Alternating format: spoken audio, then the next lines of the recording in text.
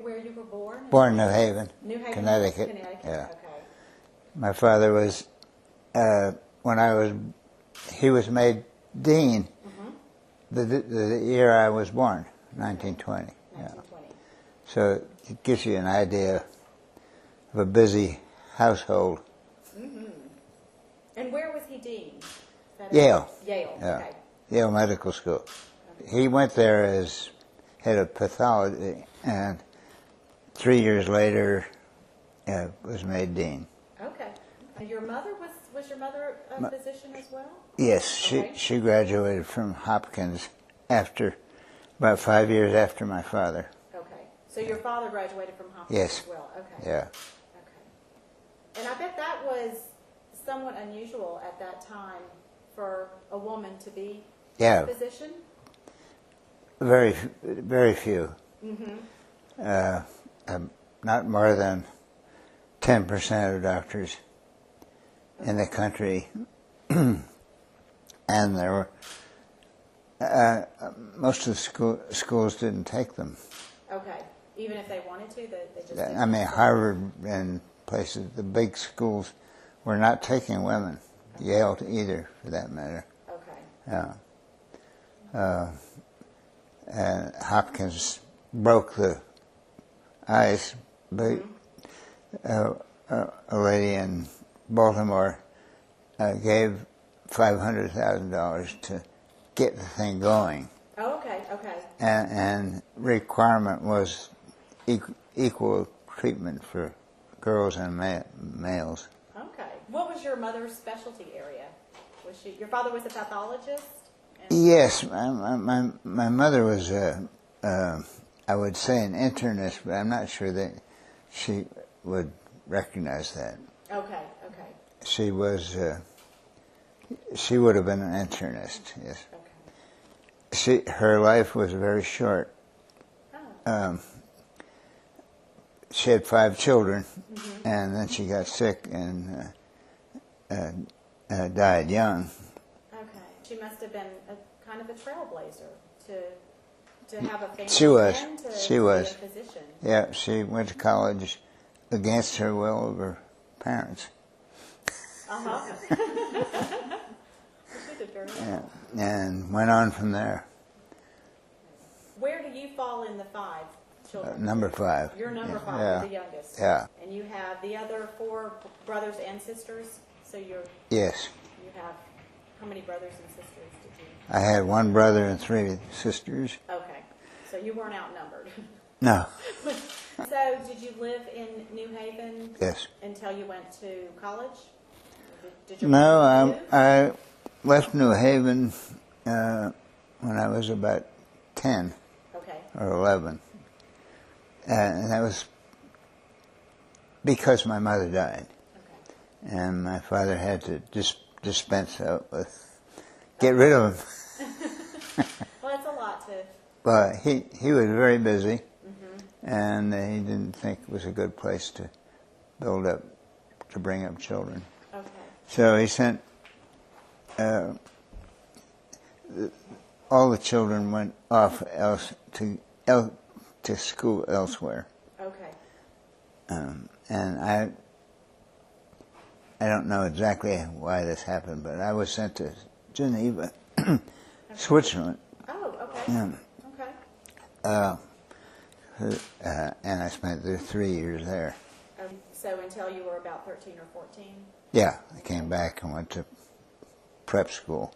Okay. And did you come back to the United States at all during Oh, those yes. 3 years? Yeah, Okay. yes. Yeah. Summers was Okay. home in the U.S., not in New Haven. Okay. But somewhere else. Yeah, we had a summer place in New Hampshire, and that's where I spent my summers. Okay. And I was in school when I wasn't there, so I didn't spend much time in New Haven. Okay. Were any of your other brothers or sisters in Geneva with you, or were you there by yourself? I was alone the first year. My second year, my sister went with me. The next older, Okay. and she went 2 years. Okay. have been kind of an adventure, too. Oh, it was. It was a dramatic change in my life. Oh, I imagine. Lose your mother and then to move across the ocean. Yes. So, did you enjoy your time in Geneva? Yes. Okay. I did. And did you have to learn French or German? I learned French, and I did German too. Okay. But only early, easy German, not complicated. Okay. But I had courses in French, and English and French. Okay. And then when you were 13 or 14, you came back to the United States and you went to prep school in New Hampshire or Massachusetts. In Massachusetts, okay. In Boston or? Near Boston. Okay. Okay. Okay. And were you there? 4 years. 4 years, okay. Yeah. And were any of your brothers and sisters, did they attend the same school? So you were there by yourself? Yeah. And I guess it must have been a boarding school then. Yes. You boarded there. Okay. It's a famous school, and I didn't like it. You didn't like it? Why didn't you like it? What was the It's complicated, but I never did feel very much at home there, even after 4 years.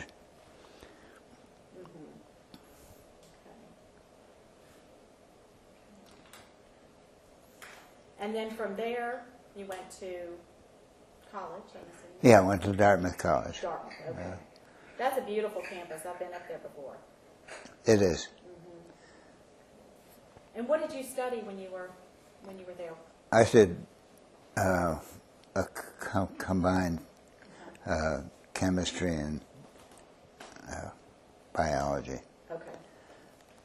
Did you know at that time that you wanted to be I sort of thought I might, but I wasn't decided. Okay.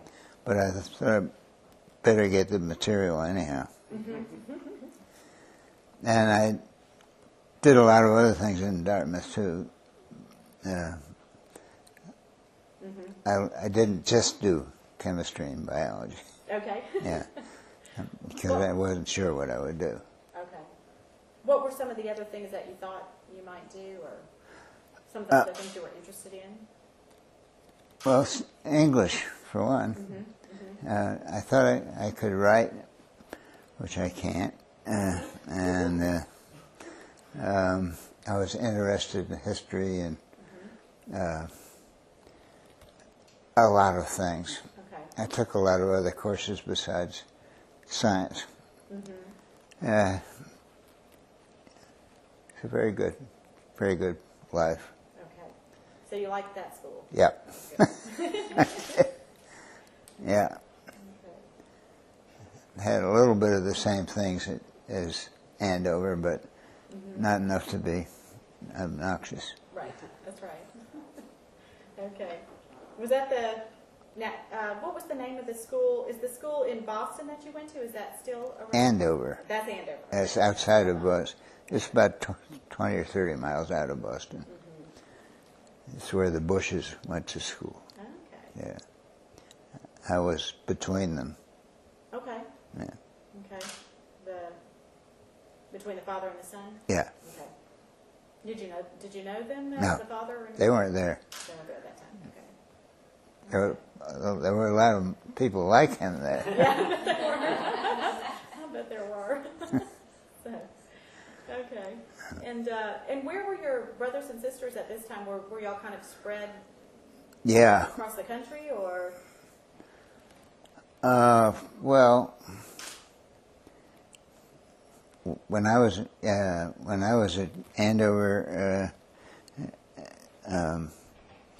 my sisters were in college and all in different places. Okay. And my brother was at University of Chicago, so Okay. more or less at the same time. Although he was 4 or 5 years older than I. But, Okay. yeah. And your father, was he still in New Haven, or was he? Oh yeah, he stayed on New Haven, and in those days, he'd just pop in for a few days. Right. Yeah, and he was too busy to take much vacation. Okay. He worked at a hospital, I'm assuming, or did he have his own practice, or if he was No. He was a pathologist and a dean, so he didn't do practice. That's right. You're right. I keep all this straight. Yeah. Okay. So you finished your undergraduate degree in chemistry and biology? Yeah. And then... Went to medical school. Okay. And that was at? Hopkins. Hopkins. Yeah. I couldn't go anywhere else. My father wouldn't want me to go anywhere else. Oh, okay.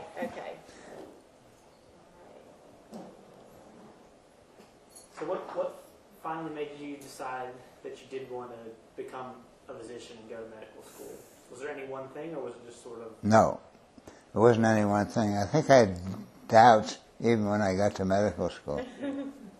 In fact, about the first summer, it was during the war began, and so we went to school and all around. The first summer, I suddenly realized that I was doing a good thing. Yeah. And this is what I was going to do, and put everything else out. Right. So it took a long time, but it finally came.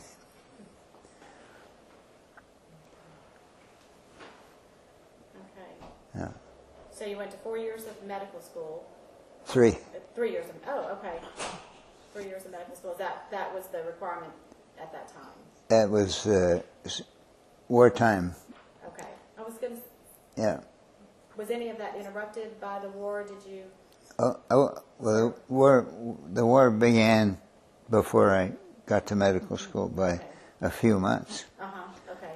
And it was still going when I graduated. In fact, it ended the summer of my graduated. Okay. Yeah. And the pressure to get doctors made everybody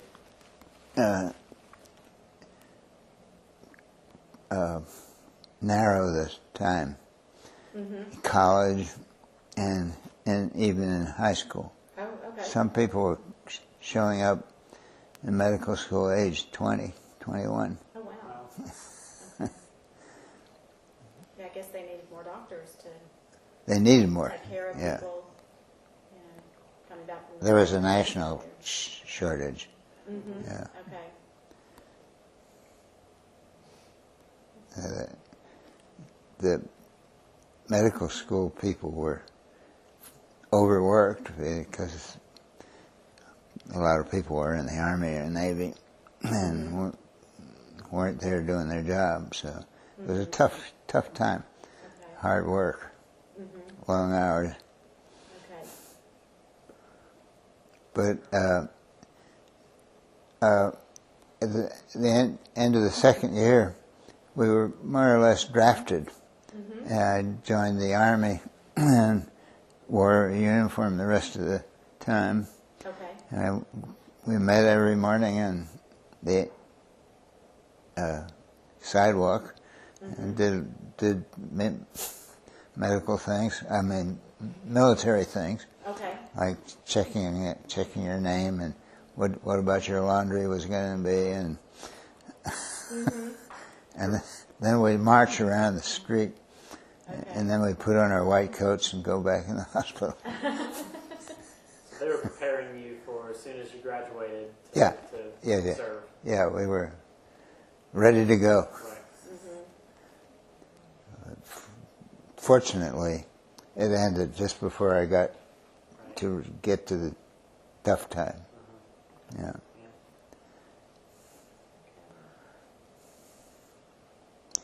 I feel a little bit guilty when they take the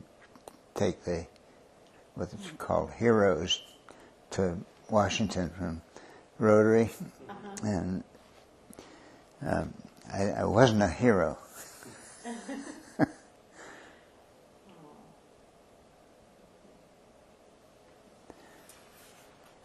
So then after you graduated from medical school, Yes, and then, I had 3 years there, residency, okay, and 2 years in active service.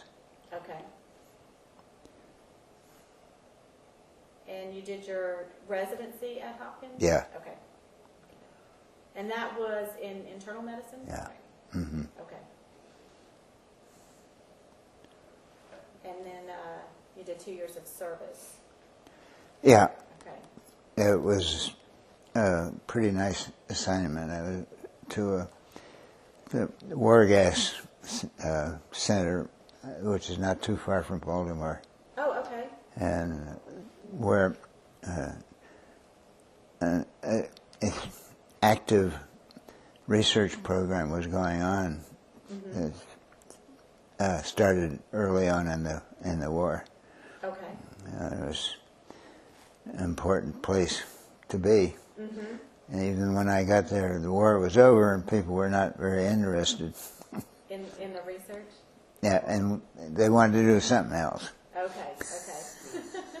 I mean, they recruited people Uh-huh. from their, wherever they were, to come there to work on war things. Mm-hmm. And they wanted to go back, which they did. Okay. And so when I got there, it was not as lively as it had been. Okay. Okay. But you were there for 2 years. Yeah. Okay. And what were some of the things you did while you were there? Did you do research projects? Or? Yes. Yeah. Pretty much war gas, mustard Mm-hmm. gases, and I got into the G nerve one, which are incredibly potent. Mm-hmm. I sniffed a Uh-huh. bottle, it was closed, Uh-huh. sealed, and got an attack of asthma. Oh, wow. That's very strong. A couple of molecules. Mm-hmm. Yeah. Yeah. So that. What next? I got out of the army. Yeah. Okay. Okay. Yeah. As soon as possible. Mm-hmm. Okay. So then where did you go from there when you were finished with your 2 years of service there, and then? Well, actually, it was the 2 years was between the years at the residency.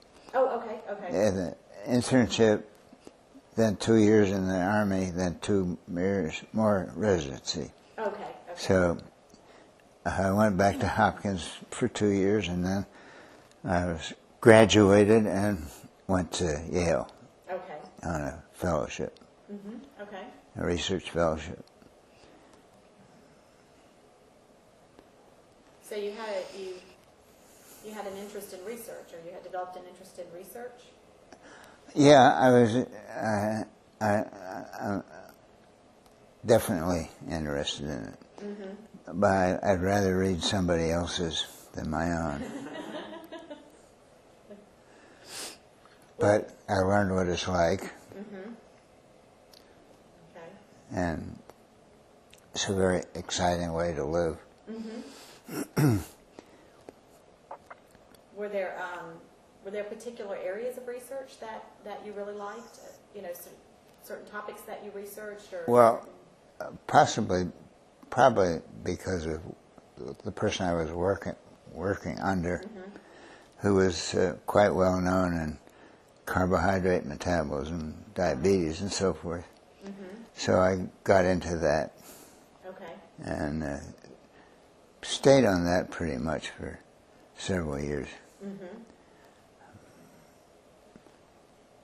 It continues being an interest of mine. Mm-hmm. Okay.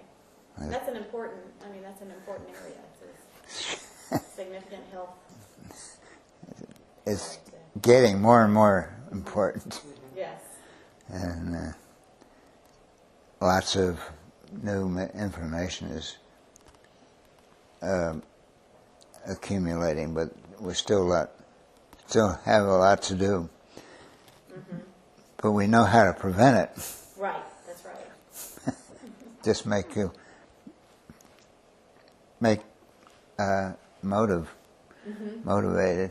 That's right. It would decrease it down to a pretty decent, manageable, instead of every year there's more. Right. Not only the U.S. but the whole world. Mm-hmm. It's tough to fight. Yeah, it is. Yeah. What was it like? Now, what time period was this? What years were you doing the research fellowship? It was. I went there in 1950. Okay. And I stayed Yale to 59. Okay. Yeah. I got into.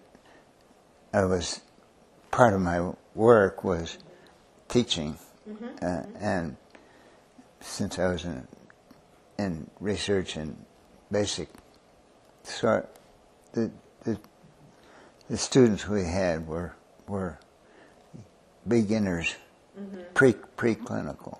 Okay. Yeah, and I enjoyed that a lot. Okay.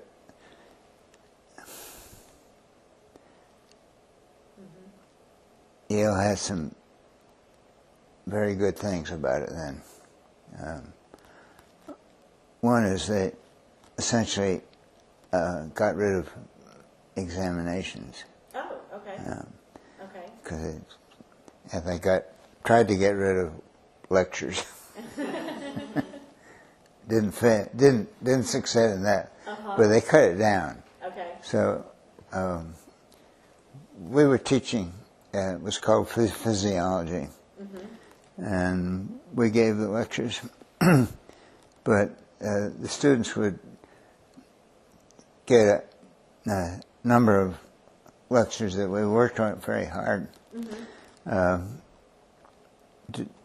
during a few 3 months, 4 months, and the rest of the time they would be doing something else. Okay. Research or investigation of some sort or some clinical activity. Okay. And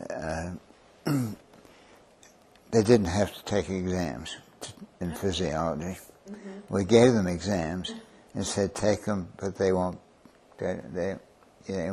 record your grades. Okay. So the grades were composed by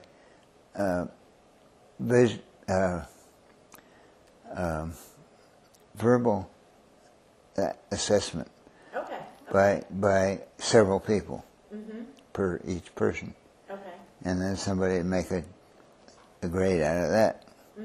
I didn't have to do that; it'd be hard to do, but it got rid of the business of cramming for exams and all that.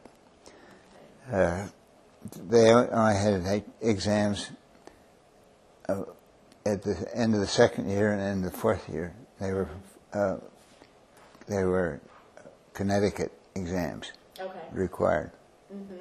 I guess they were actually more than Connecticut. But I'm forgetting what they were called, but everybody took them. Right. That's all the Yale boys had to do. Oh, okay. Yeah. And they were encouraged to use their time the way they wanted to. They could do research, or they could do clinical, or they could just stay home and work, read, or whatever.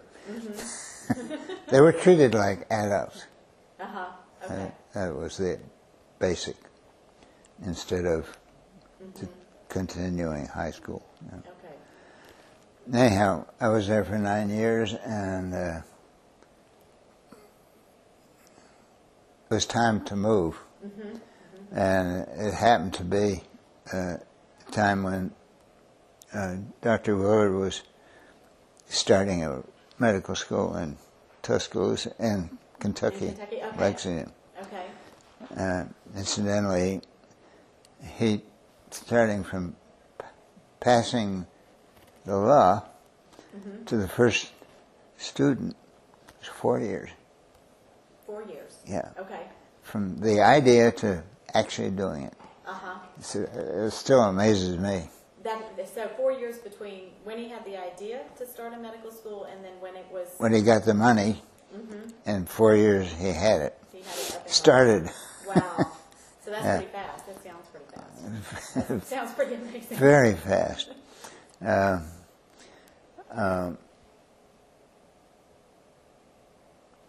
And he was looking for faculty.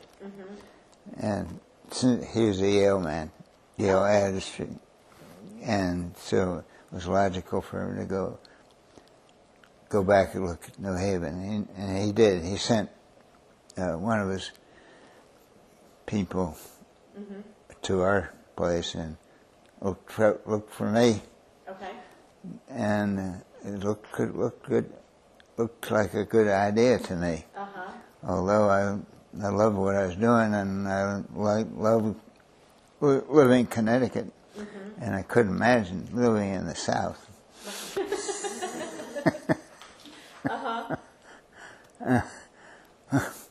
But we had some negotiations, and I decided to go. Okay. It seemed my career at Yale was probably ending. Okay. Yeah, there's not an obvious future, so Okay. part of me to look somewhere else. Okay. So it came out well, that, and I had the research trip to England between. Okay. Yeah. Between when you finished at Yale and before you started at Kentucky? Yeah. Okay. Yeah. Okay. How long were you in London? You were in London? Or? Yeah, 1 year. Okay. 1 year. Yeah. Okay. And what did you do? Did you work on a research project while you were there? Yeah, I did. I had two things. One was to do some kind of work I'd been doing in Yale. With the carbohydrates? And Yeah, well, with electrolytes mostly. Okay. And the other, I think was my idea, but I'm not sure. And I said I would want to see what medical school is like in England, what the system works. Okay. Yeah. Okay. And I got support from the national. Can't think of the name of it. Okay. They National Medical Service Corps or something like that? well, the NIH. Okay. Okay. Yeah, I can't remember which branch it was called. Okay. But they called me up and said, "You got this if you take it." And I said, "I'll take it." Yeah. And he said, "How much money do you make?" And I told him, which was $5,500 a year. And he said, "You can't do it in that. Will you take 12?" Yeah. Of course. And I said, "I'll try. I'll tighten my belt," which is reasonable because I had to get there too and live. Yeah. So by this time I was married and had 3 children. Oh wow. Okay. Yeah. Okay. And so you all went, the whole family went? Yeah. Yeah. Okay. And we lived in London and did quite a bit of touring when we can in Europe and in England. and had a good year. Uh-huh. Yeah, got some research done, and decided that the English system was really bad. Okay, the English medical system. Yeah, or medical yeah. education system, Yeah. or- okay. This medical school. Okay. The people who took it were fine, wonderful, and they turned out to be good doctors. But it was for a great difficulty, I'd say, because they never touched a patient. Oh, okay. You get in a room, there'd be one person, and the teacher would be showing things on them. They never got near them. Oh, okay. Oh, wow. And when they got bored, they all did this. Made a terrible racket when somebody was talking. It's a good system, but they had wooden floors, and they really made everybody pounding would make a real racket. Oh, my God, I bet. But it was a very good period for me. Yeah. I enjoyed it tremendously. I got clinical experience too by making rounds with whoever would. Okay. So that was a good year, and then I already had my job in Lexington assessed. So I got there and started the 1st of September. Okay. And it was there that we accepted our first students. Oh, okay. Okay. Yeah. The first medical students. Yeah. Okay. Miscellaneous. 32 miscellaneous victims. Oh, my God. They were subjected to all sorts of research Okay. programs until I got tired of it. Oh. So this must have been around 1960? Yes, 1961 1961. it opened. And had you met Dr. Willard before you went to Kentucky? Oh yeah. Yeah. Well, I didn't know him till I met him before I got the job. Right. Okay. Yeah, I had two sessions with him in New York, Okay. and the second one he said, "I'll give you so much dollars. Will you come?" I said, "Yes." Okay. That was it. Okay. All right. Yeah. So that was that's how Lexington began, and I enjoyed it a lot. Starting in medical school is a real picnic. There's nothing like it, I think. Okay. For one thing, you get wonderful students who are really motivated. The faculty is small Right. because they're just getting going, so you know everybody. Nowadays you don't even know the person in the next room. That's true. So it was a very pleasant and I think very successful time. Okay. Got me pretty well established in endocrinology, which I had already gotten into from carbohydrate. Right. So I took over the endocrinology program, which extended all the way through. We had some in the first year, and we were there for the next 3. Okay. Okay. Yeah. There were country people from the South, which was amusing to me. I'll bet. Yeah. It's different from Connecticut and Yeah. So Geneva. my first two students were, one was Billy Joe. Oh my God. And I can't remember the others, but it was similar. Yeah. They were real nice people and very polite. Right. Oh,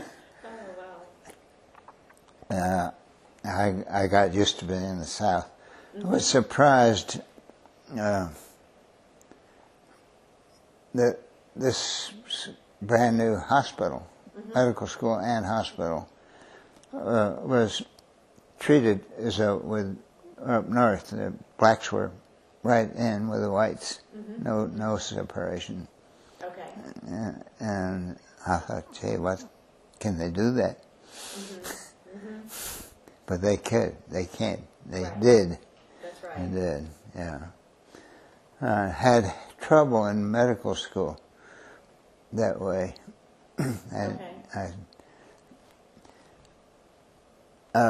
Baltimore was strictly segregated.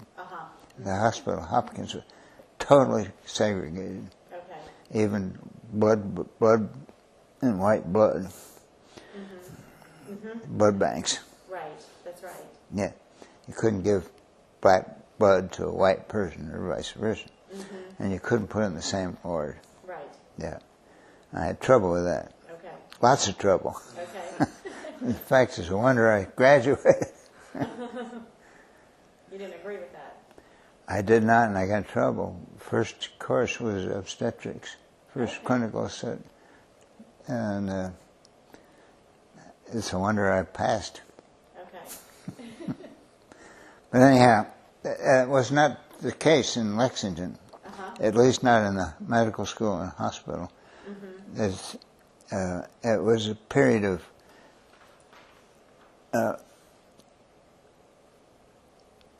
mixing the races, but it was still Lexington South, Right. very South. And so that was something you have to cope with. That's right. And it still does in Alabama. Anyhow, I was there 17 years, and I'd say it was a very happy period of time.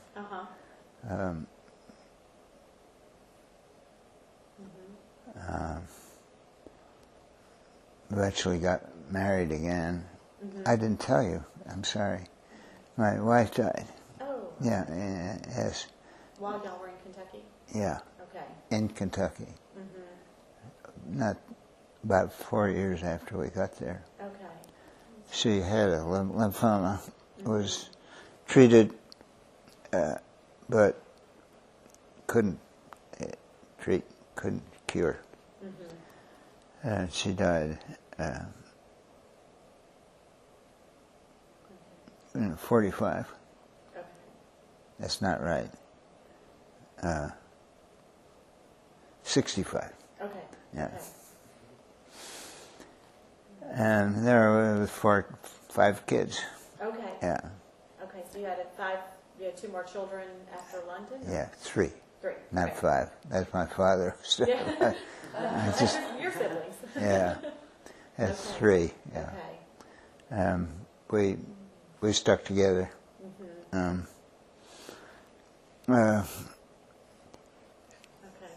I probably wouldn't have ever left Lexington, but things happened. Okay. Yeah. I got married again, and she was very restless. Didn't want to stay there. I got in bad relationships with the dean Okay. and some of the other people. So we said, the hell with it, we'll go. Yes, right. Guess what? Dr. Willard was starting a school down here. Okay. And I never expected to go to Alabama. That was the last thing I'd be. Right.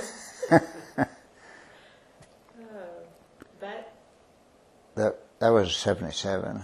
Okay. The medical school here was on the campus in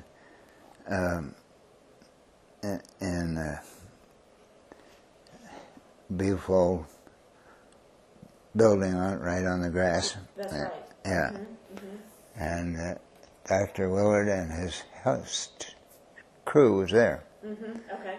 And we had a medical school building consisting of 3 trailers. Right. Yeah. Were parked over behind the new building that was being built. Yeah. Oh. Okay. Yeah. Oh, wow. So that's where the medical school, this was housed originally, in those 3 trailers?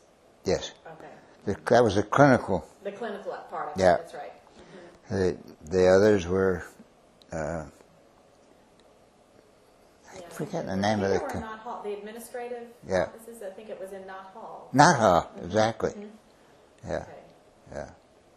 So, was it Dr. Willard that, I know he was starting the medical school here, and you never imagined yourself in Alabama, but is he the reason? Oh yeah, yes. He started the one in Lexington, and, Right. and I became one of his followers. Okay. He's a wonderful man, and you'd want kind of person you'd want to be with, to work for, with. Okay. So it worked out fine. That way, he sort of got squeezed out of Lexington too. Okay. They took his money away from him and gave it to the hospital, Okay. but not to the medical school. So he resigned there. Okay. And came here. You've heard all the story about the fish ponds and all that. Yeah, That's right. it's all true. Hard to believe, but it's true. It is. Yeah. But what was it about him that you really liked or really respected about Dr. Willard that would make you come all the way down here?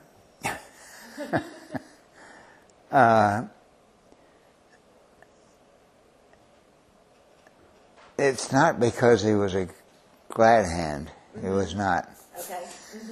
No. He was very straight Right. and without any pretensions. And he didn't want pretensions from you either. So it was you're dealing straight. He had vision of medicine which you couldn't argue with, of how medicine should be run, what should be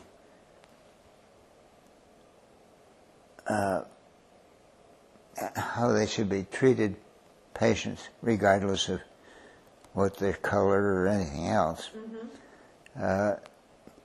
He believed in medicine as a whole, and not a lot of little pieces. So he carried this too far to be practical. So he was getting rid of internal medicine. It was called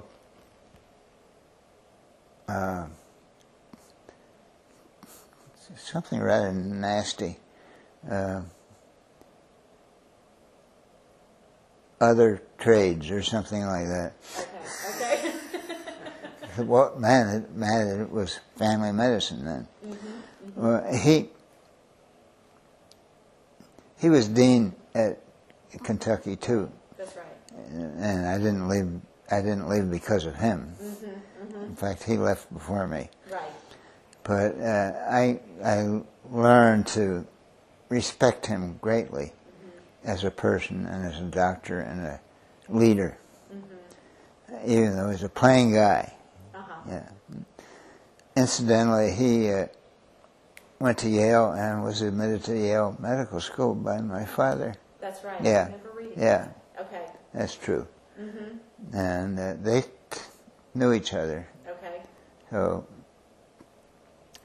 sort of had some same ideas. Okay. So I was very, very respectful and attached to Dr. Willard, and glad that he wanted to have me come down here. He wanted me to work hard and do good. I tried. He did me the honor of calling me when he was illness. Okay. So I knew him very well for the rest of his life. And he died on my service. Okay. That was a long period. His wife was a wonderful woman, so you've probably heard of her. A little bit, not much. We don't have a lot of information. Okay. Ask some of the women who were here around here, because she was very good, very bright, and very social. Okay. Yeah. So you must have shared some of the same philosophy that Dr. Willard did. Yeah. Yes. Okay. So I came down here for 2 years, and I've been there ever since. Okay. So you were only planning to come for a couple years? Or? Yeah. Okay. Yeah. And what made you stay? I liked it. Okay, good. I liked it. It's the same thing in a way as starting a new medical school. You know everybody. Right. You work together. You have a chance to bring in new children, new students. That's right. And to know them for years while they go through. I developed a loyalty to the school, and I always felt very well. Okay. Felt I was treated well, and almost always. Okay. And so I didn't have any reason to leave. And I got married twice. Okay. Okay. It's not true. I married the first one in Kentucky. That's why we lost. But she and I split after 9 years. Okay. She was a medical student. She shouldn't marry a medical student. That's what they say. And I met my present wife, who has been a marvelous wife. And you've met her, but you don't know her yet. You haven't met her. I think I've met her at a Lister Hill function. Yeah. Just briefly. But Yeah. Well, she's a very active person. She's social work. Right. But she did social work teaching for a while, but did not like it. And so she does social work in the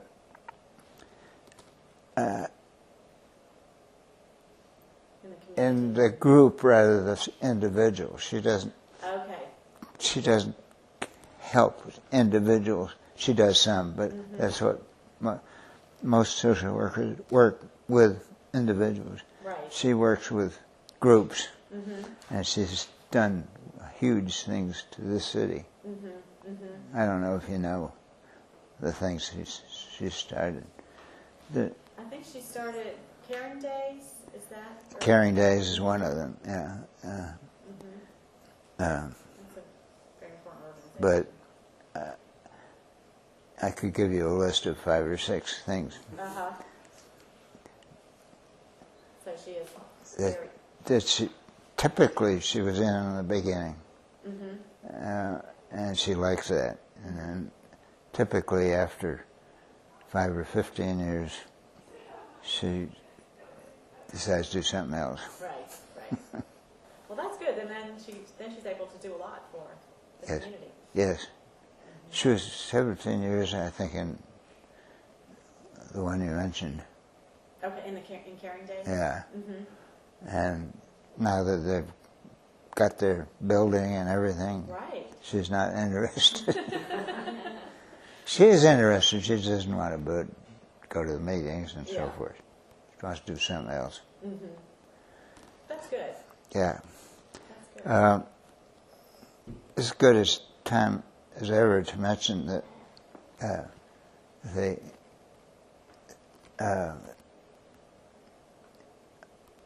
my interest in old age is not just me. Okay. Okay, and you're talking about the geriatric initiative? Yes. Mm-hmm. That is her Okay. asset. Okay. And she's quite firm about that. Mm-hmm. She was racking her brains, took a lot of racking, as to what to do in my honor. Mm-hmm. Okay. She wanted me to be known for something I'd done to the community. Mm-hmm. Mm-hmm. And That's nice. and she worked on the idea of geriatrics with some help from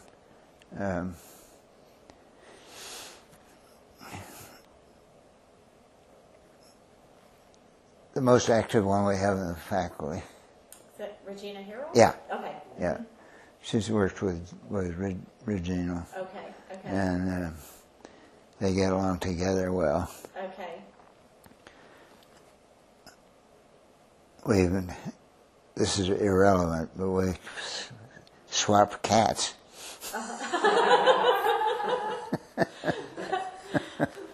neat. That's different. Yeah. Okay. I can tell you that in detail.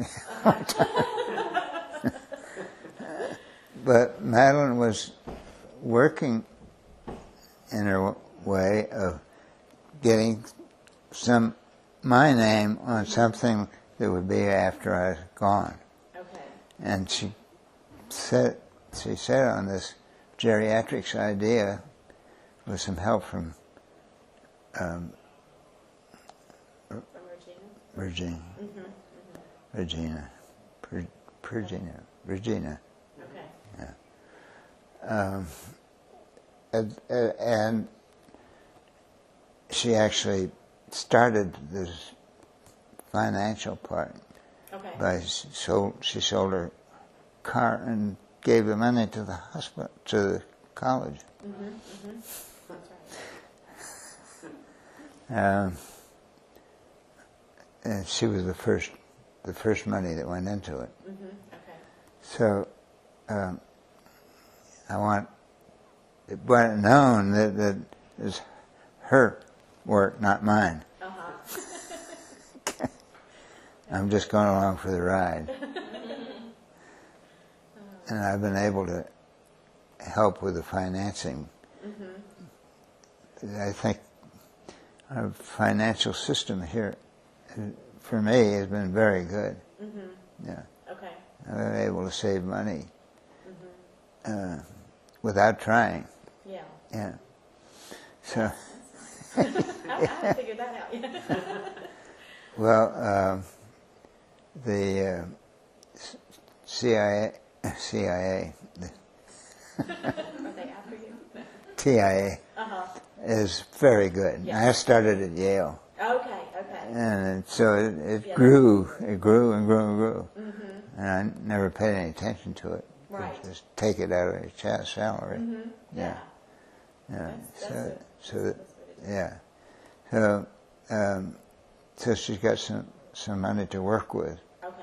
Of course, I have 3 children too, and they have requirements too. So Yeah. Exactly. Oh. And what do you all want to see from the geriatric initiative? What would you like it to accomplish or to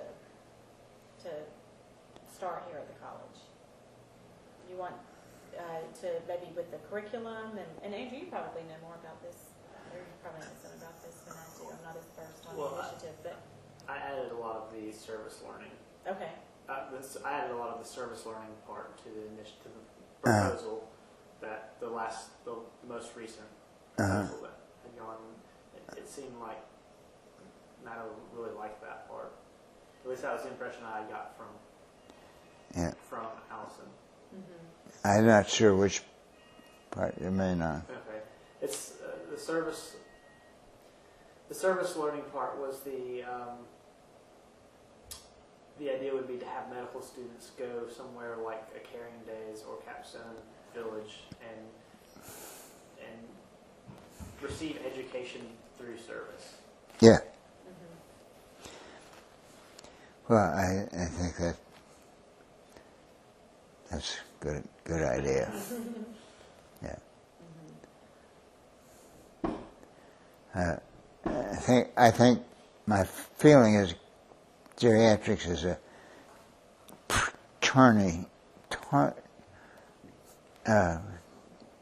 not very inviting to young students. Mm-hmm. Okay. Because they're old and crusty and they have multiple problems, mm-hmm. and they can't be cured, mm-hmm. and they require a lot of help, mm-hmm. a lot of attention, right? And they don't pay very well. Okay. And as far as I know, most geriatrics are not getting rich. Mm-hmm. So medical students tend to think of their future as what their income is. Mm-hmm. Mm-hmm.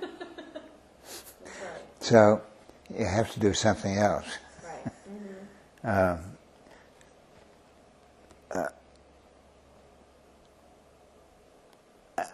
I think that since it's not something a student wants to do, I want to go to geriatrics. Mm-hmm. They may want to go to surgery, or they may want to do dermatologist, which pays so well, mm-hmm. And so forth. So I think for that reason and others, it should be built into your regular program. Okay. Okay. And I can't tell you exactly how to do that, mm-hmm. but whether it's just seeing old people in your clinic or going to places where there are a lot of old people, right. for periods of time and so mm-hmm. forth. But I think to build it into the rest of the into the program and the curriculum. yeah, mm-hmm. try to bring it into the main stream, mm-hmm. Mm-hmm. rather than just think you have to go off and do. So right. yeah. Okay. I think to make it work, you've got to do something that other we haven't done. Mm-hmm. About 20 years ago, Birmingham started the geriatrics program. It sounded terrific. Okay. They had a young guy who was bright and mm-hmm. and money and everything. And guess what happened? Nothing. Oh, okay. None. He didn't get students, or? He didn't get anything. Mm-hmm. No. I wasn't there. Yeah. But his department has never been heard from since by me. Uh-huh. Yeah. Nobody goes there to see old people. Yeah. Old people don't go there to get seen. Mm-hmm. Unless they have a heart or something, and then they go to the heart doctor. Right. Yeah. So I think it has to be built into the the other medical subjects. Right. That's right. As part of it. Mm-hmm. Mm-hmm. With its own peculiarities. Yeah. Mm-hmm. That's right. And then I guess medical students can get exposed to it. Yeah, well, they should get exposed. Mm-hmm. It's part of their work, part of their exposure. Mm-hmm. That's how to do it. You have to do it. Make them do it. Geriatrics could be very rewarding. Mm-hmm. Mm-hmm. Can be. Right. Yeah.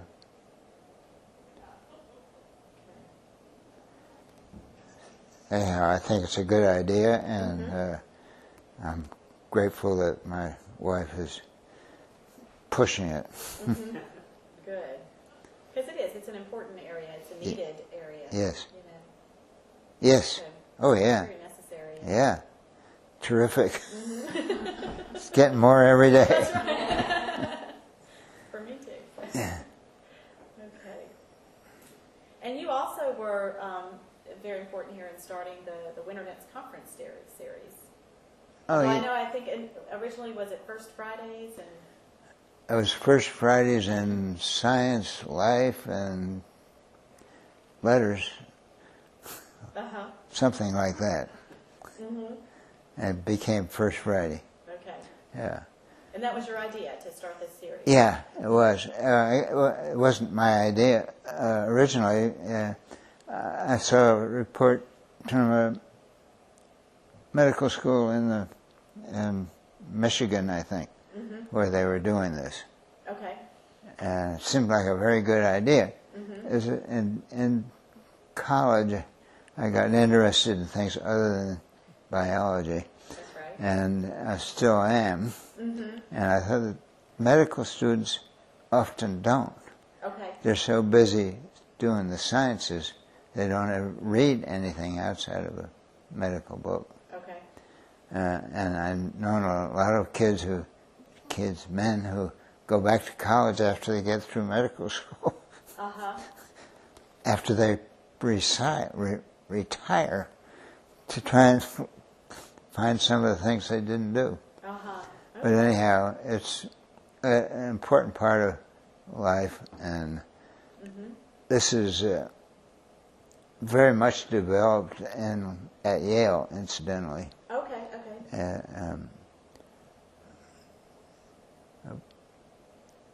So Yale had some similar programs. Yeah, it has a well-established non-medical program. Okay. Yeah. So we decided to try it here, and my helper was no longer here. Was a dean of students, and I'm blanking on his name. Okay. You know, anyway. I don't know. People used to have students had signs on their cars saying, "You may do this up north, Dr. Blank, but not here." They cut his tires and everything else. Oh. Okay. Yeah. God, I've not heard that. A very wonderful man.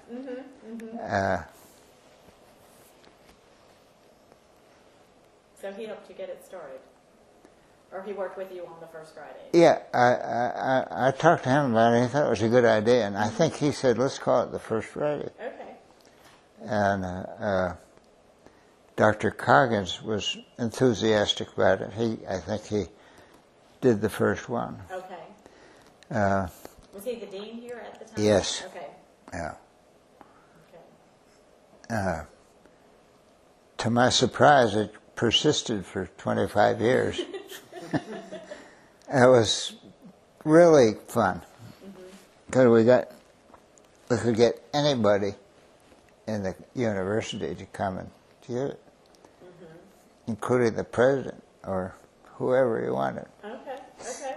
And we did everything: poets and dancing and lectures and history. My criteria at the time were a lecture from the university, but not in medicine. Okay. That's it. Okay. What it did was to mixing that would have never happened, Right. because they don't ever get into medical school, and we don't ever go listen to poetry. So I thought it did a good thing for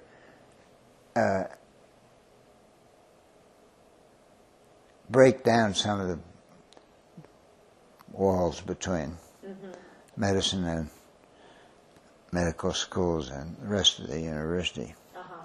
And we had wonderful, wonderful cooperation. Okay. Lots of good things.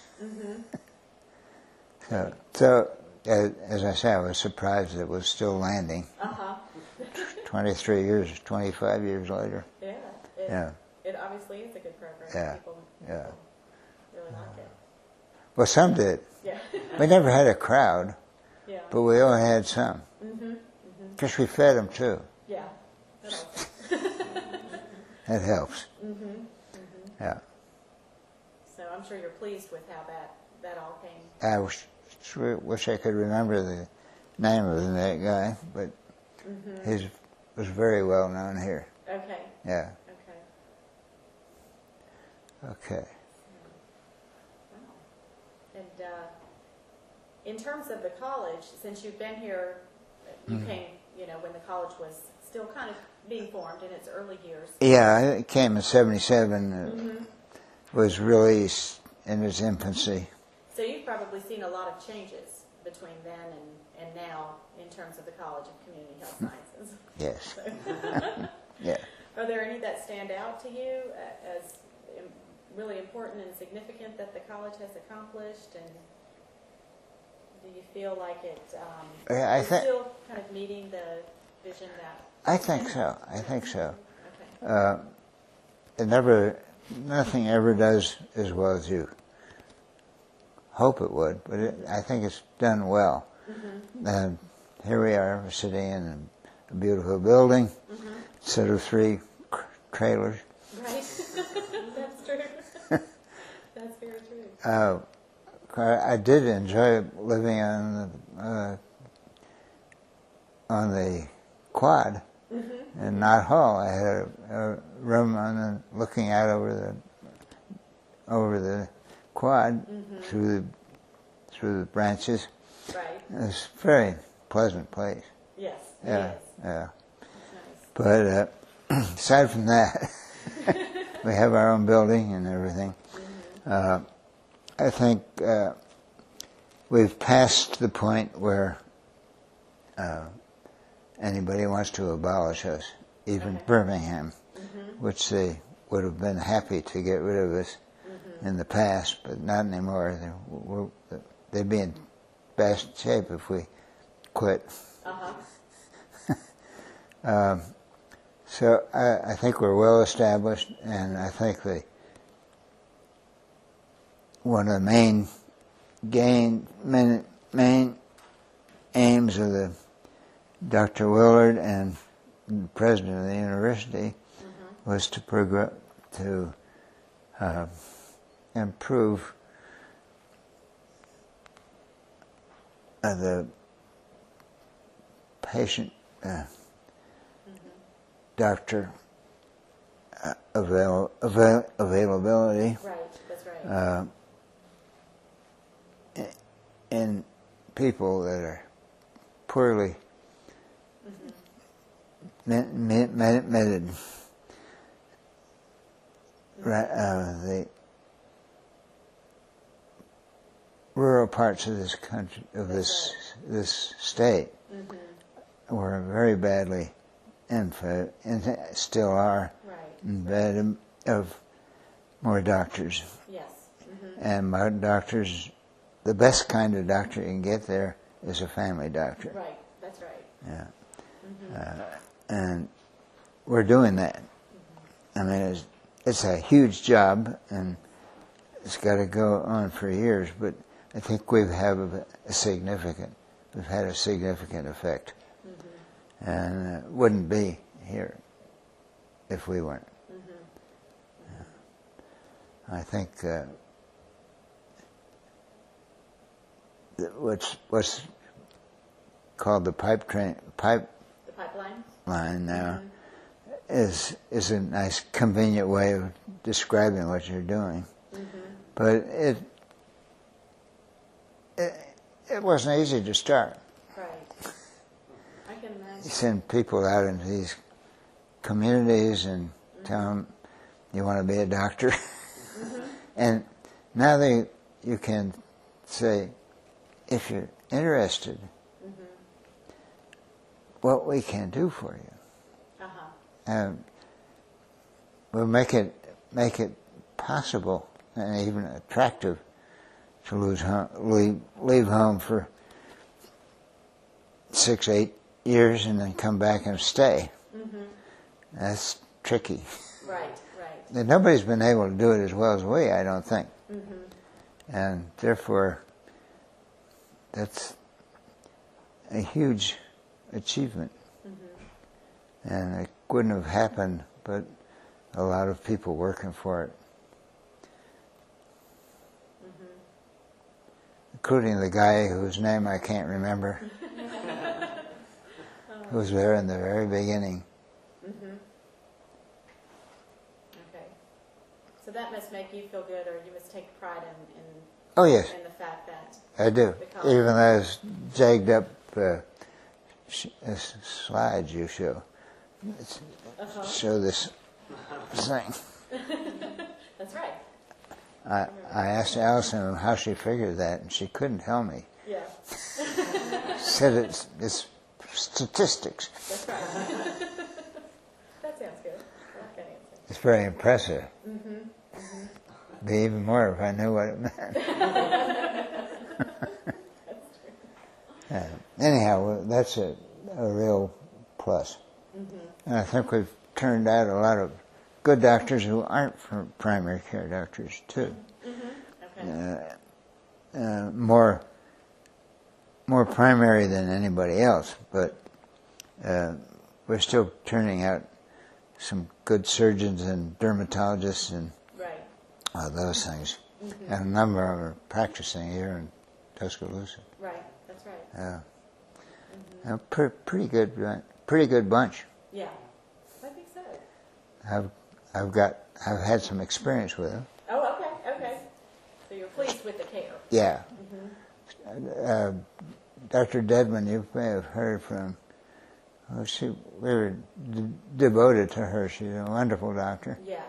And she was one of the few that kept doing babies, even when she was doing family practice here in Tuscaloosa.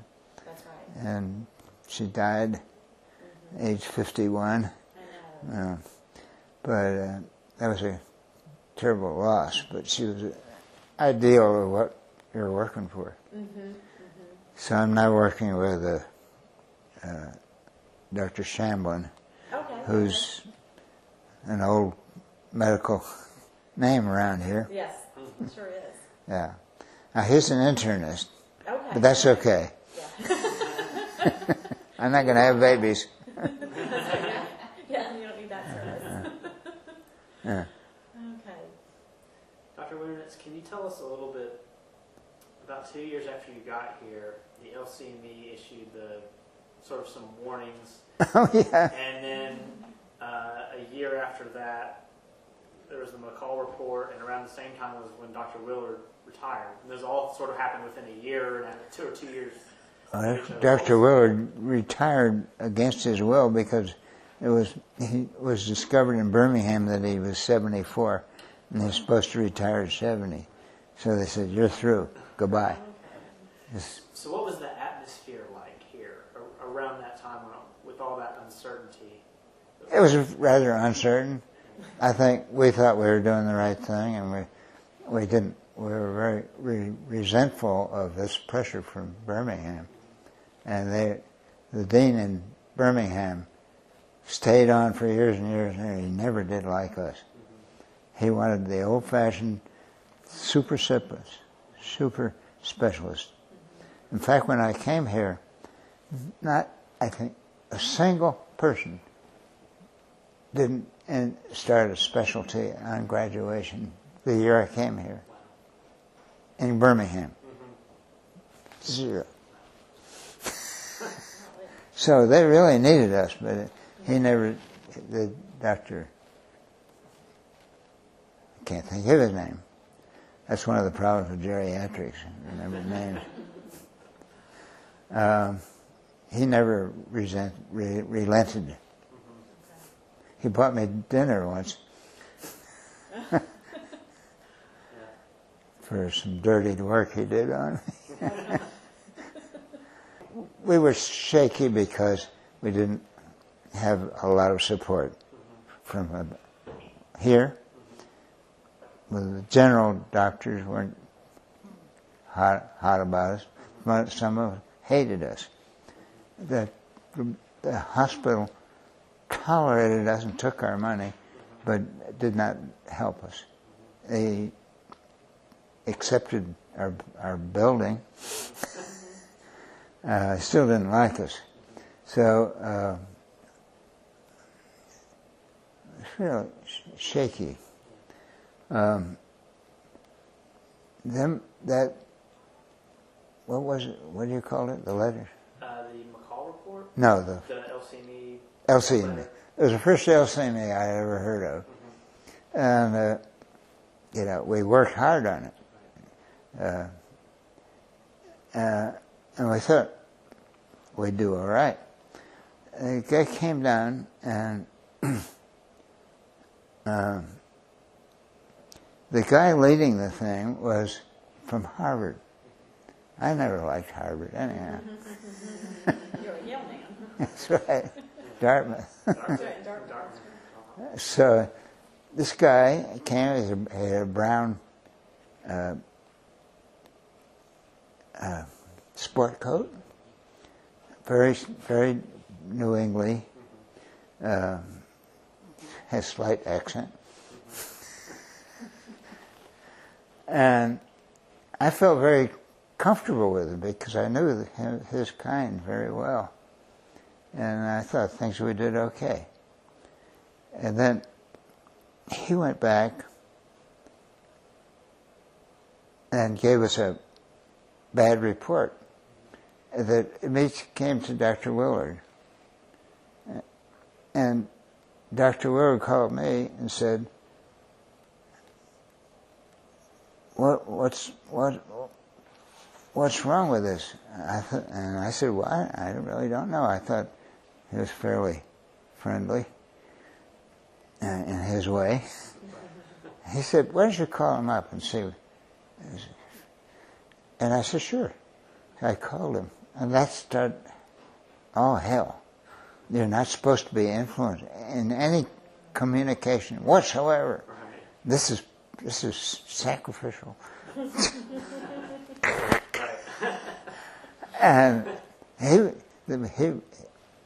accused us of using unfair pressures to get a better point, and he said he did not. I don't know what he said, but it didn't do any good. We got a black eye from it, and Dr. Dean did not call me up and say, "I'm sorry I got you to do that." He said I should have known better. He should have. The first time I had him, but that was nothing. Now we were weak. This was our first LCME. That was probably about around 80. And I'm sure we didn't get it. We did a lot better later. Right. Yeah. But that's what it was. Right. And then I can't tell you a whole lot about the report.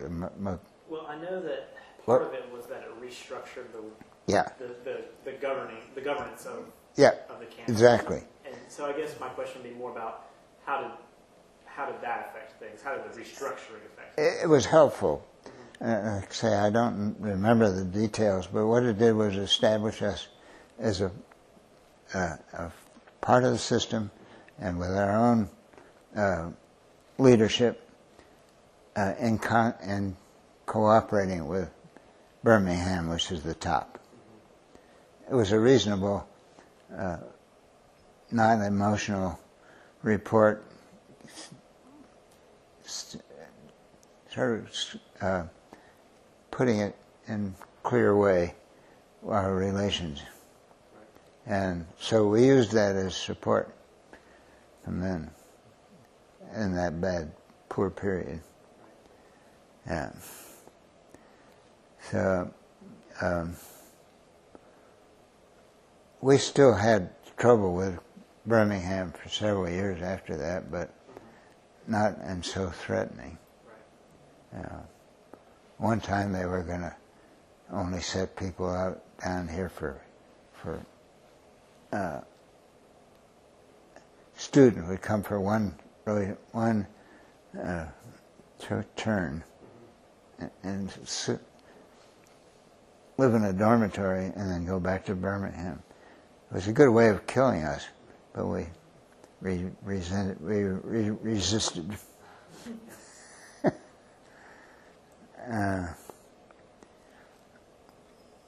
There were some hard times. We had, I don't know, we actually had 1 year in which we had only one medical student. One. I don't know how she stood it. Yeah. She was tough. She didn't bother. She just went on. Yeah. But we had to fight for the students. I had to go over there and put on an act about what we had and why they wanted to come here and so forth. And it was a very hard way because they were already happy in Birmingham and they'd have to dig up and move down here. And it was hard to force get enough till they changed the system where they assigned basically on admission to medical school. They like it here. It's not, they don't wish they were back in Birmingham. At least most of them don't. They like it here better. Okay. So when did you retire? What year were you? My official retirement, I think, was 96 or 95. Okay. I can't remember. But all I did was get my beer in my chair and go back to work. Because I wasn't about to retire. Right. So I stayed on for several more years. Okay. And then tapered off. Okay. Finally was kicked out by Dr. Sundar because I'd run out of my medical insurance. Uh-huh. I wasn't full time, so I wasn't covered by the university. Right. She says, "Can't see anybody in here." I get sued. She can do that. So I went to Bryce for a couple of years. Okay. I wouldn't mind doing that again, but I'd do it differently. Trying to treat diabetes in Bryce is very difficult unless you. I saw different people most of the time. Okay. Have to get them, learn them, see what they're doing, see what happened, Right. and that's not the way to do it. You can't do it. Yeah. I would have did it again. I would have had picked up enough patients to keep me busy and keep the same ones. Okay. And then you could, with diabetes, you have to keep seeing, Right. correct what they're doing wrong. Exactly. Yeah. So I quit there, and then I worked at the free clinic for Okay. a couple of years. Okay. The Good Samaritan place? Yeah. I didn't go full time, but I went once or twice a week. Enjoyed that too. So in fact, I still wish I was practicing. Do you? You miss it? Yeah, I do.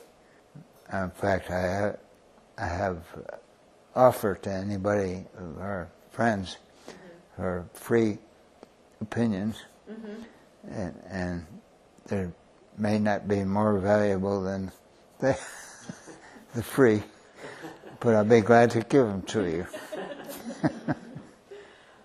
I get a few. I bet you do. And do you miss working with the students? Do I? Yes, Yeah. sure.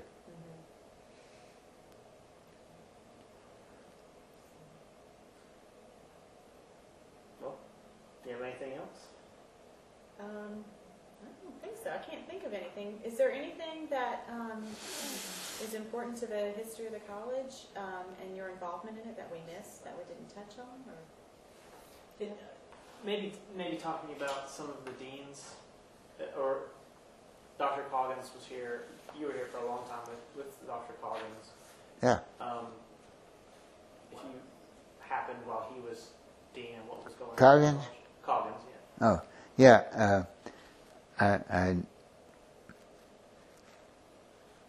I knew him well. He's passed about 3 months ago. And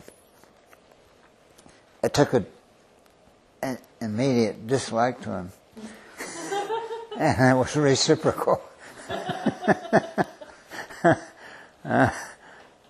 He was recruited from Florida, and somebody whispered in my ear saying, he's bringing an internist who's going to get your job. Oh, okay. I don't know if it was true or not. Right.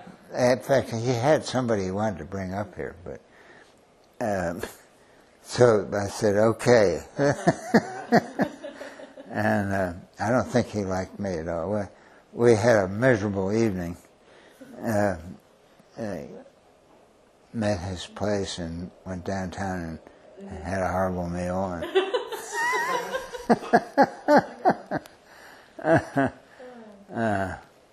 And ended up being very good friends. Right. And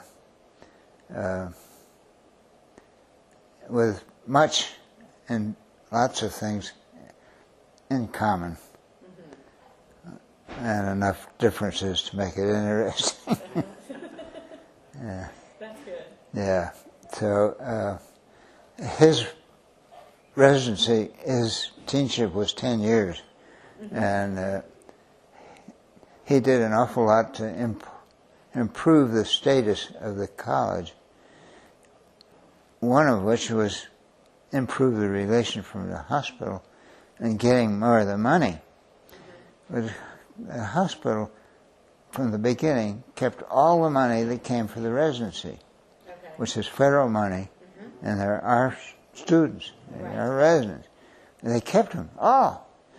And they wouldn't give us a decent library or anything. They talk about money.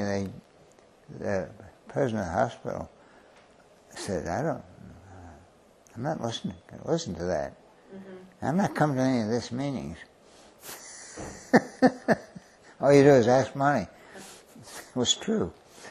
But it was our money. Right. Anyhow, Coggins got most of it back on. And the next one after him got the rest of it. I'm looking at his face right there. Lumpkin?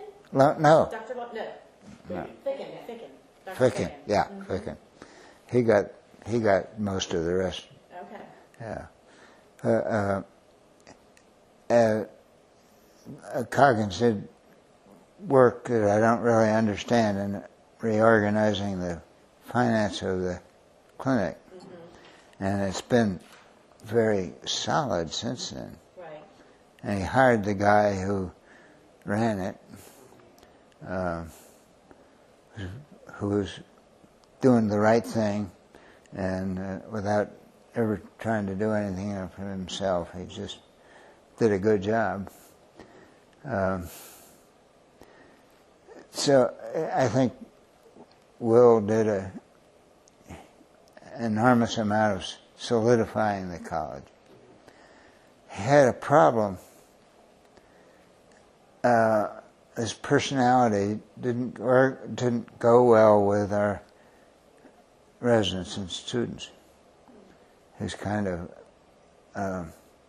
I'm better than you, I know better than you, and you're pretty poor stuff. That's with the impression they got. And he got worried.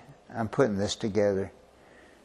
He got less confident in himself. Okay. And he just got nervous about students and faculty. And had a irritating little cough, which meant ear full of junk. I shouldn't waste it. Anyhow, his personality did not do well. He wanted to be back on the wards doing medicine, and he could have been, but it didn't work out. So he did a good lot of work for the college, but he didn't make any friends in the faculty and students. Okay. They thought he was cold, snobbish, all of which was true, but it wasn't. That's not what he's not really like that. He got this silver shovel, which was awarded every year to the worst faculty. He got it twice in a year, maybe 3 times. And I saw him after the second or third one.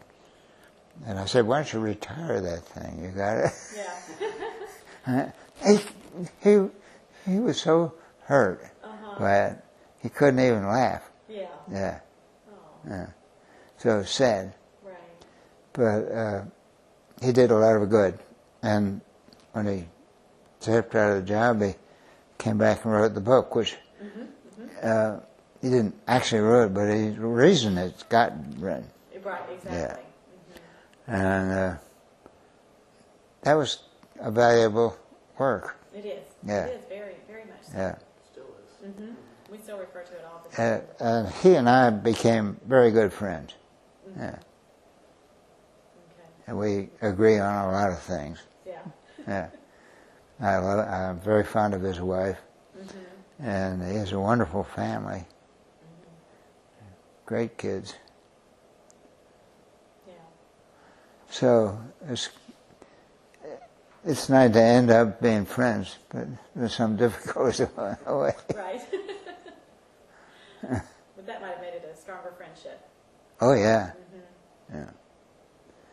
You're still very involved with the college. You know, I still see you come to the lectures, and you're here helping us with this project today. Oh yeah. And why is, what's your reason? Why do you seem to want to remain involved with the college, which we love?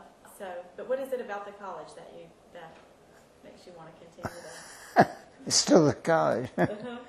I like it because I've been here a long time, and I agree with its goals, and for the most part, achievements. So I'm loyal to it, and I enjoy a limited amount of contact. Yeah. Can't say much for that. But I tend to be loyal to things I'm loyal to, and disloyal to things like Andover, That's right. Bush School.